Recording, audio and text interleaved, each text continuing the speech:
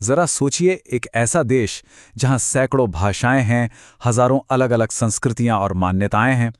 उस देश को एक साथ एक नियम से चलाना कितना मुश्किल काम होगा। एक ऐसी किताब लिखना जो करोड़ों लोगों की उम्मीदों को पूरा करे और आने वाली पीढ़ियों को भी रास्ता दिखाएं। जी हां, यही कहानी है हमारे संविधान के बनने की, एक सपने के सच होने की कहानी। तो चलिए इस पूरे सफर को हम 5 हिस्सों में देखते हैं।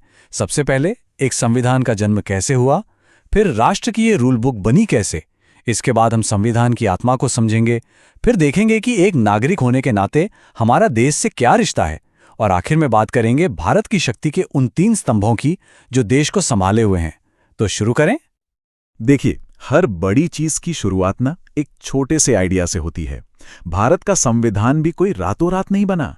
ये किसी कानून के हुक्म से नहीं, बल्कि एक बहुत ही शक्तिशाली विचार से पैदा हुआ। और वो विचार क्या था कि भारतीय अपना भविष्य खुद लिखेंगे। तो ये आइडिया हकीकत कैसे बना? कहानी शुरू होती है 1934 से, जब एम.एन. रॉय ने पहली बार ये चिंगारी सुलगाई।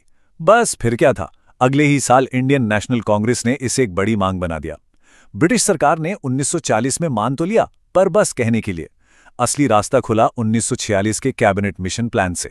और फिर वो ऐतिहासिक दिन आया, 9 दिसंबर 1946, जब हमारे नेता पहली बार एक साथ बैठे आजाद भारत की किस्मत लिखने के लिए।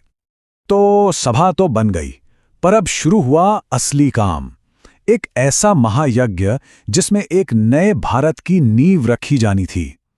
ये सिर्फ कुछ कानून लिखने की बात नहीं थी, ये एक टूटते हुए साम्राज्य के मलबे पर एक मजबूत राष्ट्र खड़ा करने की बात थी। और इस बड़े काम को करने के लिए देश के सबसे काबिल लोग एक साथ आए। सबसे पहले सभा के सबसे सीनियर मेंबर डॉक्टर सच्चिदानंद सिन्हा ने अध्यक्षता की। फिर स्थायी अध्यक्ष बने डॉक्टर राजेंद्र प्रसाद। कानूनी सलाह के लिए सर बी.एन. राव थे। और भारत कैसा दिखेगा, इसका सपना जवाहरलाल नेहरू ने अपने उद्देश्य प्रस्ताव में पेश किया। लेकिन इन सब सपनों और विचारों को एक पक्के कानूनी दस्तावेज की शक्ल देने का सबसे मुश्किल काम था, और ये जिम्मेदारी उठाई ड्राफ्टिंग कमेटी के चेयरमैन डॉक्टर बी.आर. अम्बेडकर ने। और पता है इस काम में वक्त कितना लगा? 2 साल, 11 महीने और 18 दिन। ये सिर्फ तारीखें नहीं हैं, ये उन हजारों घंटों की गवाही हैं जिनमें बहस हुई, झगड़े हुए और फिर मिलकर रास्ते निकाले गए। हमारे संविधान का एक एक शब्द इसी मेहनत का नतीजा है। ये चुनौती कितनी बड़ी थी, इसका अंदाजा डॉक्टर अंबेडकर के इन शब्दों से ही लग जाता है। जरा सोचकर देखिए, एक देश जहां हर 50 किलोमीटर पर बोली, खाना, पहनावा बदल जाता हो, उन सब के लिए एक ऐसा नियम बनाना जो सबको मंजूर हो, ये वाकई एक पहाड़ चढ़ने जैसा ही था। यहां पर ना 2 तारीखें हैं जिनमें अक्सर लोग कंफ्यूज हो जाते हैं। पहली है 26 नवंबर 1949। ये वो दिन है जब हमारा संविधान बनके तैयार हो गया और हमने उसे अपना लिया। इसीलिए हम इसे संविधान दिवस मनाते हैं। पर इसे पूरी तरह से लागू किया गया 2 महीने बाद, 26 जनवरी 1950 को। क्यों? क्योंकि 26 जनवरी का दिन हमारे लिए पहले से ही खास था। इसी दिन 1930 में हमने पूर्ण स्वराज का संकल्प लिया था, और इसीलिए इस ऐतिहासिक दिन को हम अपने पहले गणतंत्र दिवस के रूप में मनाते हैं। ठीक है, तो अब तक हमने ये समझ लिया कि संविधान बना कैसे, पर उससे भी बड़ा सवाल ये है कि ये बना क्यों, इसका असली मकसद क्या है। इस सवाल का जवाब छुपा है संविधान के पहले पन्ने में, उसकी आत्मा में, जिसे हम प्रस्तावना या प्रिएम्बल कहते हैं। तो ये प्रस्तावना आखिर है क्या? बहुत सिंपल है। समझिए कि ये पूरे संविधान का एक तरह से मिशन स्टेटमेंट है, एक छोटी सी झलक जो बता देती है कि इस किताब के अंदर क्या है, हमारे देश के आदर्श क्या हैं और हम मिलकर कहां पहुंचना चाहते हैं। और इसकी पहली लाइन ही देखिए कितनी जबरदस्त है, हम भारत के लोग। ये सिर्फ 3 शब्द नहीं है, ये एक ऐलान है। ये ऐलान के इस देश की असली ताकत कोई राजा या कोई बाहरी सरकार नहीं, बल्कि इस देश के आम लोग हैं। इस संविधान को ताकत हमसे और हमारे जैसे करोड़ों नागरिकों से मिलती है। प्रस्तावना हमारे देश के 5 सबसे बड़े आदर्श बताती है। पहला, संप्रभु, यानी हम अपने फैसले लेने के लिए आजाद हैं। दूसरा, समाजवादी, यानी देश की तरक्की का फायदा सबको मिले। तीसरा, पंथ निरपेक्ष, मतलब सरकार के लिए सभी धर्म बराबर हैं। चौथा, लोकतांत्रिक, यानी सरकार लोग ही चुनेंगे।